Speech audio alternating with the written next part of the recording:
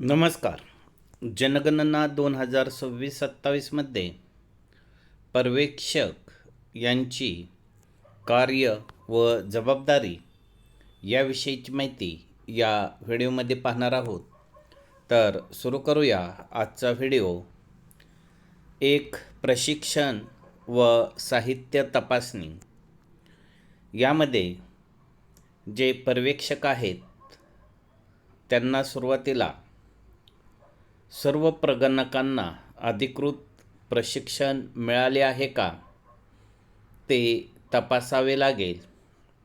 यानंतर पुढचं जे महत्त्वाचं काम आहे त्यांना HLO ॲपचे योग्य ज्ञान आहे याची खात्री करून घ्यावी लागेल. त्यानंतर प्रशिक्षणामध्ये आवश्यक अशी पुस्तिका, साहित्य, ID मिळाला आहे का ते पाहावं लागणार आहे.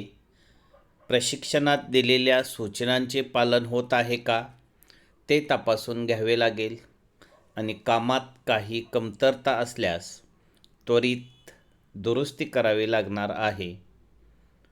यानंतर पुढचा मुद्दा आहे मार्गदर्शन व शंका निरासन. यामध्ये सुपरवायझरचे किंवा पर्यवेक्षकाचे जे काम आहे त्यामध्ये जे प्रगणक आहेत ते काम करताना त्यांना मार्गदर्शन करावे लागणार आहे. त्यानंतर HLO ॲप वापरण्यात अडचणी आल्यास त्या अडचणी सोडवण्यासाठी मदत करावी लागेल. डेटा भरताना होणाऱ्या चुका ह्या प्रगणकांना समजून सांगाव्या लागतील. वेळोवेळी बैठक घेऊन योग्य त्या सूचना द्याव्या लागतील आणि सर्वांची कामगिरी सुधारण्यासाठी प्रत्येक प्रगणकांना हे प्रोत्साहन द्यावे लागेल. त्यानंतर तिसरा घटक जो आहे त्यामध्ये HLB सीमा पडताळणी.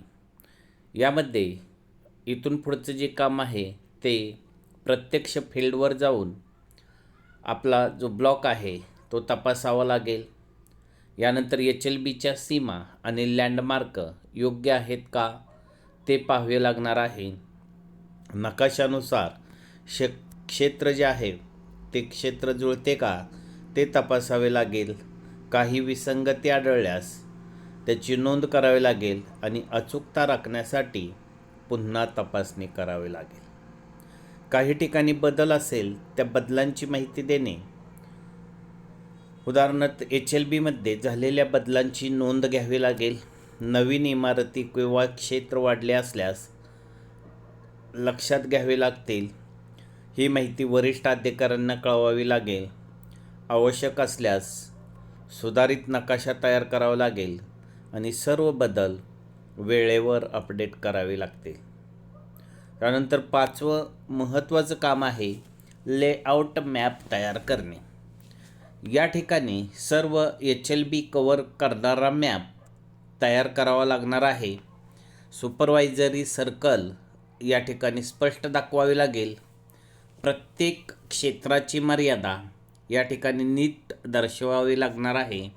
मॅपमध्ये लँडमार्क नमूद करावा लागेल आणि प्रगणकांना मार्गदर्शनासाठी जो मॅप आहे तो वापरावा लागणार आहे.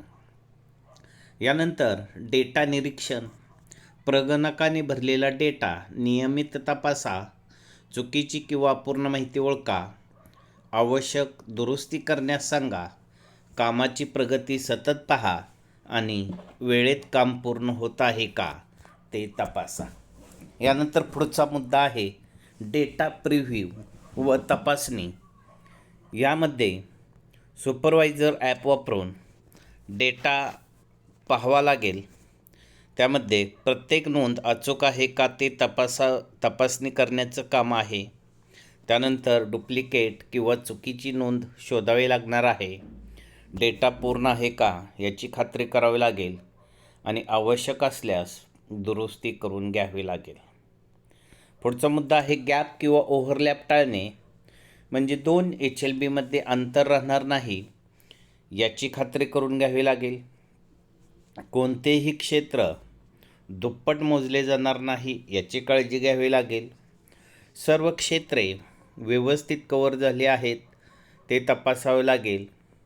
नकाशावर पुन्हा पडताळणी करावी लागणार आहे आणि अचूक सर्वेक्षण सुनिश्चित करावे लागेल. यानंतर 9वा मुद्दा आहे काम पूर्णत्व तपासणी. सर्व HLB कंप्लीटेड झाले आहेत का ते पाहावे लागेल.